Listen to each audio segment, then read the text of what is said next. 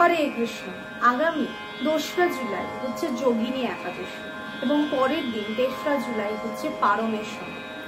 আজকে আমরা এই যোগিনী একাদশীর মাহাত্ম্য জেনে নেব এবং এই দিন আমরা রবি শস্য গ্রহণ করি না, যেমন ডাল, ধান, গম, ভুট্টা থেকে তৈরি যে সমস্ত জিনিসপত্র এবং তার সাথে সাথে সয়াবিন বা ছোলা জাতীয় জিনিসও গ্রহণ করি না।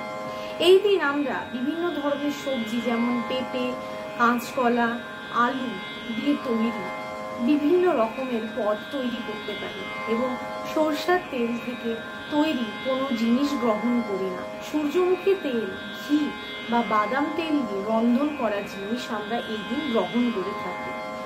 তো আজকে আমরা এই যোগিনী একাদশীর মাহাত্ম্য জেনে নেব।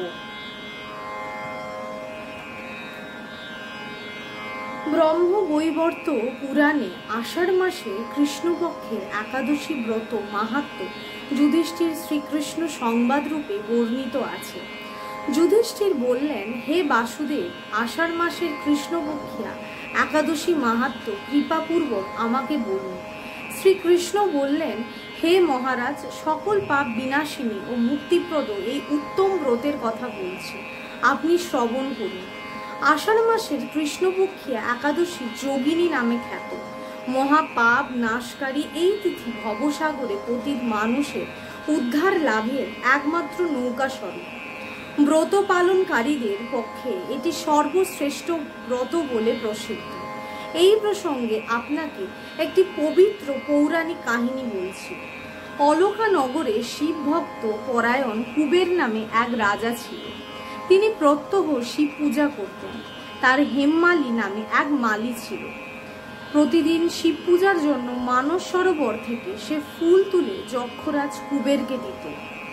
বিশালাক্ষী নামে হেমমালীর এক পরমা রূপবতী পত্নী ছিল। সে তার সুন্দরী পত্নীর প্রতি অত্যন্ত আসক্ত ছিল। একদিন সে তার স্ত্রীর প্রতি কামাসক্ত হয়ে পড়ল। রাজভবনে যাওয়ার কথাও ভুলে গেল। বেলা 2 প্রহর অতীত হলো। অর্চনের সময় চলে যাচ্ছে দেখে রাজা ক্রুদ্ধ হলেন। মালির বিলম্বের কারণ অনুসন্ধানে এক দূত প্রেরণ করলেন। দূত এসে রাজাকে বলল, সে গৃহে স্ত্রীর সাথে আনন্দে মত্ত। দূতের কথা শুনে কুবের অত্যন্ত রেগে তখনই মালিকে তার সামনে হাজির করতে আদেশ দিল। এদিকে মালি কুবেরের পূজার সময় অতিবাহিত হয়েছে বুঝতে পেরে অত্যন্ত ভয় পেল। তাই স্নান না করে সে রাজার কাছে উপস্থিত হলো। তাকে দেখা মাত্র রাজা ক্রোধবশে চোখ রাঙিয়ে বললেন, রে পাপিষ্ট দুরাচার, তুই দেব পূজার পুষ্প আনতে অবজ্ঞা করেছিস, তাই আমি তোকে অভিশাপ দিচ্ছি, তুই শ্বেত কুষ্ঠগ্রস্ত হয়ে যা এবং তোর প্রিয়তমার সাথে তোর চিরবিয়োগ সংগঠিত হোক। রে নীচ, তুই এখনই এই স্থান থেকে ভ্রষ্ট হয়ে অধোগতি লাভ কর। কুবেরের এই অভিশাপে হেমমালী পত্নীর সাথে স্বর্গভ্রষ্ট হয়ে দীর্ঘকাল যাবৎ কুষ্ঠরোগে ভোগ করতে লাগলো। রোগের যন্ত্রণায় দিন অথবা রাত্রে কখনোই সে সুখ পেত না। এভাবে শীত গ্রীষ্ম প্রচণ্ড বেদনায় বহু কষ্টে সে জীবনযাপন করতে লাগলো। কিন্তু দীর্ঘদিন মহাদেবের অর্চনের ফুল সংগ্রহের সুকৃতি ফলে সে শাপগ্রস্ত হয়েও বৈষ্ণব শ্রেষ্ঠ শিবের বিস্মরণ কখনো হয়নি। একদিন হেমমালী ভ্রমণ করতে করতে হিমালয়ের শ্রী মার্কণ্ডেয় ঋষির আশ্রমে উপস্থিত হল। কুষ্ঠরোগে পীড়িত স্বপত্নী হেমমালীকে দর্শন করে শ্রী মার্কণ্ডেয় তাকে জিজ্ঞাসা করল, তুমি কার অভিশাপে এইরকম নিন্দনীয় কুষ্ঠ রোগগ্রস্ত হয়েছ? সে উত্তর দিল, হে মুনিবর, রাজা ধনকুবেরের আমি ভৃত্য ছিলাম। আমার নাম হেমমালী।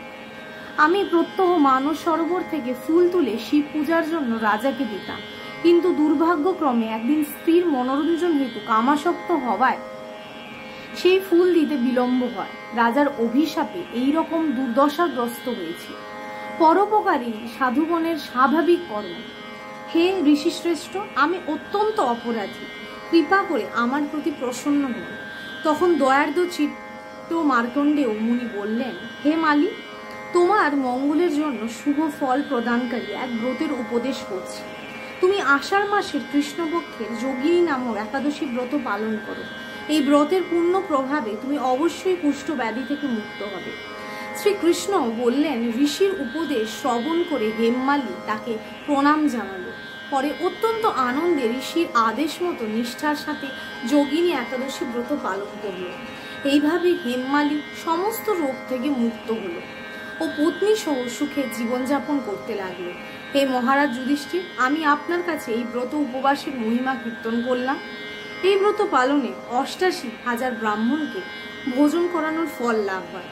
যে ব্যক্তি এই মহাপাপ বিনাশকারী ও পূর্ণ ফল প্রদায়ী যোগিনী একাদশীর কথা পাঠ ও শ্রবণ করে, সে অচিরেই সর্বপাপ থেকে মুক্ত হয়।